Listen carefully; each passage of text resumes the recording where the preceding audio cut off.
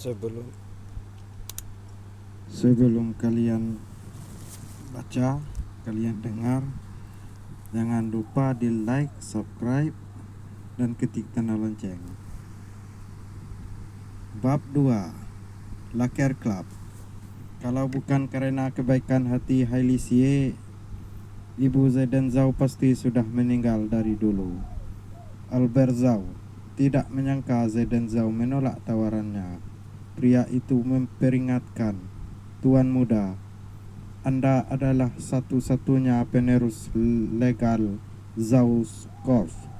Kalau Anda tidak bersedia pergi ke Amerika mengambil jabatan ini, Zhao Corp akan menjadi perusahaan yang kehilangan pemimpin." Zaidan Zhao menjawab dingin, "Terus, apa hubungannya dengan aku?" Albert Zhao tidak tahan bertanya, "Masa kamu tidak merasa muak dengan kondisi kehidupanmu yang bergantung pada orang lain ini?" Zaidan Zhao menjawab datar, "Tidak kok. Karena Hailey Xie istriku. Aku mencintainya." Zaidan Zhao kemudian mematikan video call itu dengan gusar. Ia agak menyesali keputusannya, tetapi setelah berpikir-pikir dengan seksama, ia kembali lega. Hailey Xie sangat baik padanya, juga merupakan satu-satunya wanita yang sungguh mencintainya. Ia ingin mendampingi wanita itu melewati hari-harinya dengan tenang. Zaidan Zhao kemudian masuk ke ruang pasien dan menemani ibunya berbincang sejenak. Tubuh ibunya sangat lemah. Wanita itu tidak boleh dikejutkan kabar-kabar yang buruk. Ketika jam masuk kerja akan segera tiba, Zaidan Zhao bergegas pergi dari rumah sakit. Ia sekarang pergi ke Outstanding Court. Tiba-tiba telepon genggamnya berdering. Yang menelponnya adalah satpam kantor Hailey Xie. Pria itu berkata, "Tuan Zhao, Tuan Steve Chen datang lagi ke kantor mencari CEO Xi." Mendengar kabar ini, sekujur tubuh Zaidan Zhao gemetar hebat. Jantungnya seperti diremas-remas oleh tangan raksasa. Zaidan Zhao dari dulu tidak pernah berani berkata dengan yakin bahwa Hailey Xie sungguh-sungguh mencintainya, sebab ia bisa jadi hanya merupakan pelarian wanita itu ketika terpuruk. Ia kemudian teringat Steve Chen, si orang ketiga yang keras kepala itu. Ia tidak tahu apakah Hailey Xie bisa terus tahan dengan gempuran serangan dari Steve Chen. Zaidan Zhao buru-buru bertanya, "Steve Chen sekarang di ruang kerja Hailey Xie?" "Tidak, mereka sedang bersiap naik mobil Steve Chen untuk pergi keluar bersama." Hubungan Zaidan Zhao dengan satpam itu cukup dekat, mungkin karena mereka sama-sama berasal dari kalangan bawah. Setiap kali Steve Chen datang mencari Hailey Xie, satpam itu pasti melapor pada Zaidan Zhao. Zaidan Zhao bertanya lagi, "Mereka pergi ke mana?" "Katanya sih Laker Club." "Laker Club?" Itu klub yang sangat terkenal di kalangan orang kelas atas di seluruh penjuru kota. Dengar-dengar bos klub tersebut luar biasa kuat. Tidak terhitung jumlahnya orang-orang kaya dan berkuasa yang ingin masuk ke klub itu. Mereka melakukan semua itu untuk bisa mendekati diri bos klub itu. Klub ini menggunakan sistem keanggotaan. Kalau bukan anggota, meskipun seorang membawa uang tunai sebanyak apapun, orang itu tetap tidak punya hak untuk masuk. Dan anggota-anggota klub itu selain harus punya kekayaan yang melimpah, juga harus mendaftar sebelumnya. Sesudah mereka mendaftar, Laker Club akan meninjau kekayaan pribadi mereka, kekayaan perusahaan mereka, dan kekuatan serta pengaruh mereka dalam berbagai aspek. Bila salah satu saja tidak memenuhi syarat, pendaftaran mereka akan ditolak. Dan keanggota di Laker Club sendiri pun punya beberapa level. Yang paling tinggi adalah anggota Diamond, kemudian anggota Platinum, anggota gold, anggota silver, dan yang paling bawah anggota bronze. Anggota bronze sendiri meski berada di level yang paling bawah disyarat memiliki kekayaan bersih puluhan miliar dan perusahaan dengan karyawan minimal 50 orang. Meski Hailey seorang pengusaha wanita sukses, namun ia tetap tidak memenuhi kualifikasi menjadi anggota bronze. Zaidan Zhao paham betul, orang biasa seperti dia jelas tidak akan bisa masuk Laker Club. Meski begitu, ia khawatir Hailey akan diapa-apakan di sana. Zaidan Zhao sedikit banyak tahu Steve Chen. Pria ini bukan pria baik-baik. Yang ia incar hanyalah kecantikan Hailey Xie. Dulu, ketika masih bersama dengan Hailey Xie, Steve Chen terus meminta tinggal serumah dengan wanita itu. Namun untungnya Hailey Xie bersikeras tidak mau melakukan hal yang tidak-tidak sebelum menikah. Zaidan Zhao kini cemas Steve Chen akan mengambil kesempatan ini untuk memaksa Hailey Xie bersetubuh dengan dalih membantunya menyelesaikan masalah bisnis. Ia tidak tahan terdiam lebih lama lagi. Ia langsung naik taksi ke Laker Club. Dari luar gerbang Laker Club, Zaidan Zhao melihat Steve Chen memarkir mobilnya tepat di depan pintu masuk klub itu. Steve Chen, pria yang rupawan itu, turun dari mobilnya lebih dulu, lalu membukakan pintu penumpang depan dengan gagah. Sekujur pakaian Zaidan Zhao bila ditotal jumlahnya tidak mencapai 400.000. Ia jelas berbeda kelas dengan orang-orang berbaju mahal dan bermerek yang masuk Laker Club. Meski begitu, Zaidan Zhao tetap berujar, "Pak supir, dia punya niat buruk pada istrinya. Aku harap kamu bisa mengantarku masuk agar aku bisa mencegahnya." Supir itu melawan, "Kalau tidak punya kartu anggota, ia tidak bisa masuk." Zaidan Zhao panik, namun ia paham betul sapam Laker Club ada belasan orang. Mereka semua mantan anggota militer. Jadi ia jelas akan kalah kalau bertarung dengan mereka. Ia tiba-tiba teringat sewaktu kuliah dulu, ia punya seorang teman bernama Tesawang.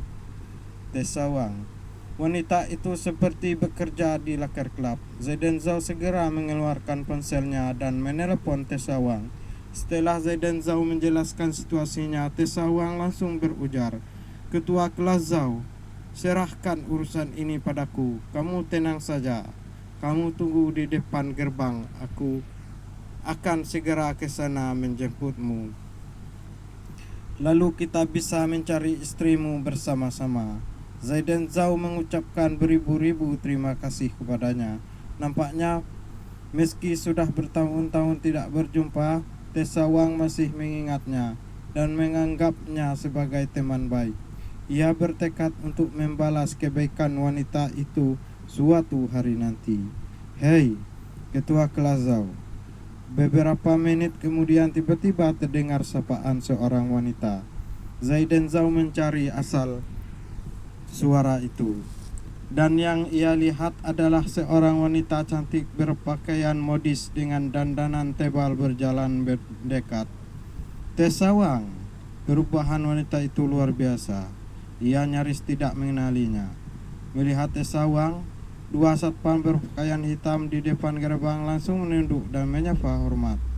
"Pemimpin Wang," Zaidan Zhao bertanya dengan raut terkejut. "Tesawang, beberapa tahun berlalu dan kamu sekarang sudah menjadi pemimpin di Laker Club. Sungguh luar biasa." Tesawang sumringah. Pujian ketua kelas Zhao sungguh berlebihan.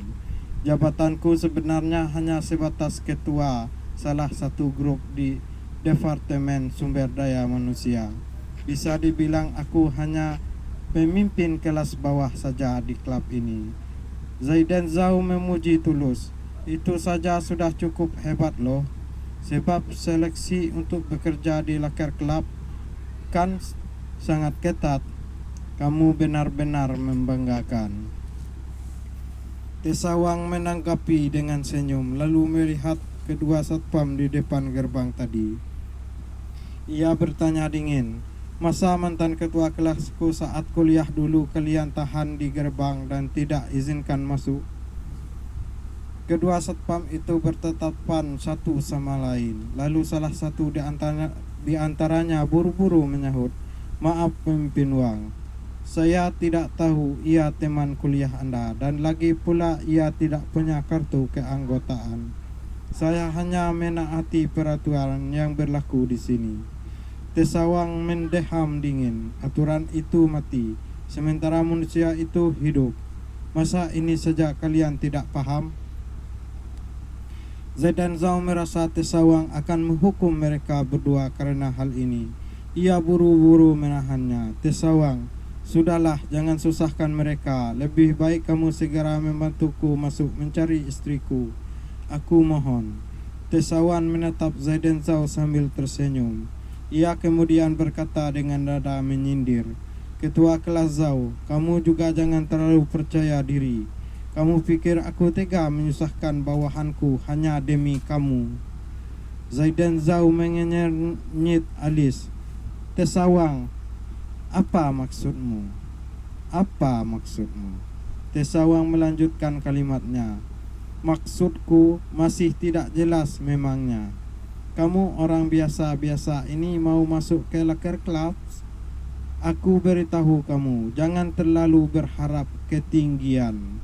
Zaidan Zhao mengepalkan tangannya dan bertanya lagi, "Kalau begitu tadi di telepon apa maksudmu berkata bersedia membantuku?" "Ya, untuk mengisengimu lah." Tesawang tersenyum sinis. "Saat kuliah dulu aku sudah tidak strike denganmu.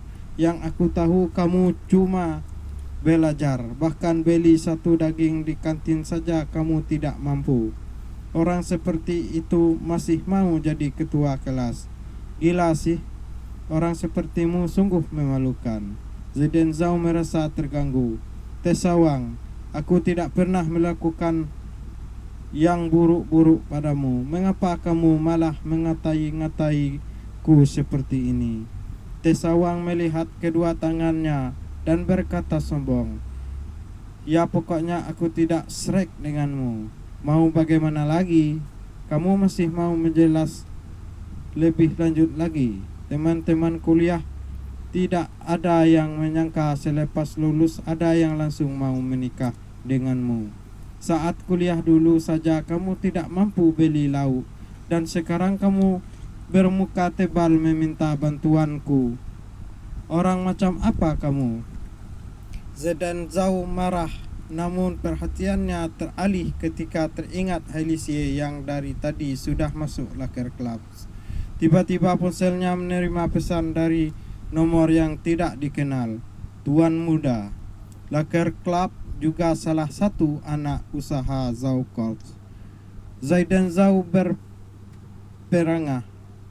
"Laker Club dimiliki Zhao Corp?" Ia segera membalas, "Kamu tidak sedang menipuku kan? Kamu bisa cek daftar aset yang ada di dalam emailmu."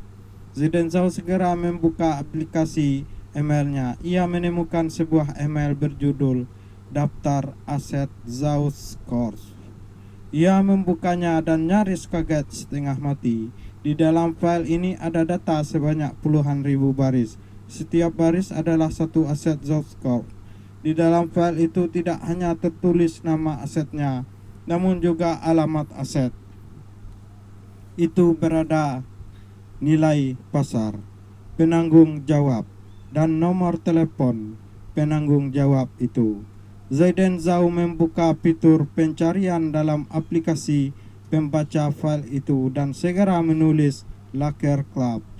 Dalam sekejap data Laker Club langsung terpampang di layar ponselnya. Laker Club Huaxia, Kota Donghai, nilai pasar 5 triliun. Penanggung jawab Eddie Chen, nomor telepon lit. Hahaha.